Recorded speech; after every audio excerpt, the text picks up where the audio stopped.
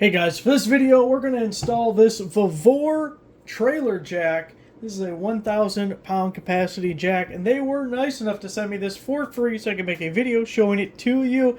And we get everything in the package that we need to install it. Obviously we get the jack itself, we get the hardware, we get the handle, we get the mounting bracket. So we'll get outside and install it in just 1 second. I do want to show you some of the features. If you haven't seen one of these before, we got this handle here. You crank it one way and the wheel's getting shorter. Crank it the other way, and if you can see that, the wheel's getting a little taller. And then we have this plate that bolts to the tongue, basically, of your trailer.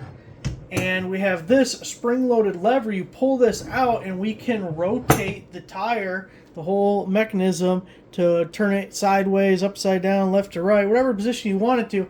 And these things are incredibly useful. One, if you have a trailer that just has like a foot that comes down, and if it can't be swung out of the way, then that can be a hazard going down the road. It could come down unexpectedly and cause problems. This way, this locks out of the way and you don't have to worry about it. Also, for my trailer, it's just a 4x8 flatbed trailer, but the nice thing about having a jack like this is it keeps the tongue up off the ground, because otherwise mine would be laying in the snow and the mud and everything as it's tilted down like so. Also, if you have it loaded up and you have to disconnect it from your truck, then you can easily do so and you don't have to worry about wrestling the weight of a trailer that has stuff in it. And actually, one thing I have come to do a lot with my trailer is it doesn't even leave the property all that often. Put one of these things on the front of it, hook it up to my lawnmower, and I just tow that 4x8 trailer full of branches and logs and everything just all around the yard, just like that. And that's worked out really well for me. Let's go outside and install it. Out here at the trailer, getting all set up. If you have a jack stand, it's good to put it under the opposite side just to get you at a good working height. Now, when you're deciding where to put this thing, it's not mission critical. I'm kind of putting it in the middle. You just want to make sure you're not so far up that you're getting in your way when you're hooking it up, and you don't want it to be able to hit your truck or anything, but you also need it to be able to swing back, so we don't want it way back there or anything.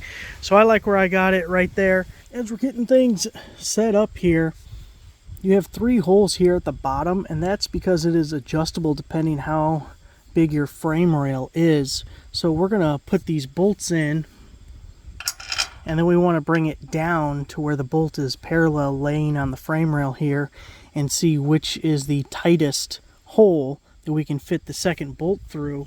And then these brackets go on the back side, and you want this flat area up against your frame rail like so. Again, the single hole at the top and the adjustable holes at the bottom. Now, one thing about these bolts for my frame rail, once they're going through the brackets, they're too long. I wish they were threaded all the way down so then they were usable for all applications. My frame rail is 1.5 inches wide right here. So if you have anything that wide, if you have anything wider than that, you're absolutely fine. If you're at 1.5 inches like I am, I'm just going to throw some washers on each bolt because I only have to eat up maybe 1/8 of an inch or so. The other thing you could do is run the bracket the other way. I don't like doing it that way, so I'd rather just add washers and hook it up that way. So let's get started.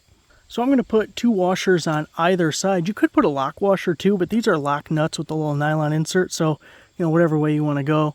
But you don't need them if you have the fatter frame rail. We want these all tightened up evenly. For right now, I'm just getting them hand tight, but you're going to want to go around the horn, or if you want to be fancy, do an X pattern, but just tighten them up so it's even.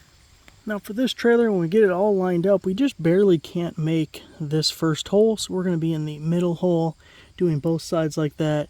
And again, then we're going to tighten everything up evenly, and this is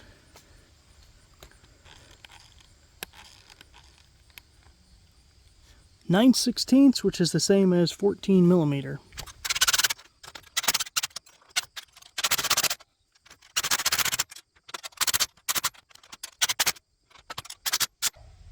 Got her all bolted on. Now we need to put the handle on. Now you can see the hole that it goes through has flat spots, and the bolt has the same flat spots so it doesn't spin as you put the nut on. The way it was sent to me, the bolt's in backwards, so just make sure to do one of those. And now the flat spots are exposed. We can put it in there. There's a washer and a lock nut for this, and that's also 14mm or 9/16. So now we're all installed. We can raise or lower it. Of course, the trailer's not moving because we're still on the jack stand on the other side, but if I bring this guy all the way up, then we can use this lever here. We can kick it back this way, and it's spring loaded, so it automatically locks into the upright position. Then we're ready to use it, just the opposite. Crank it the other way to jack it up.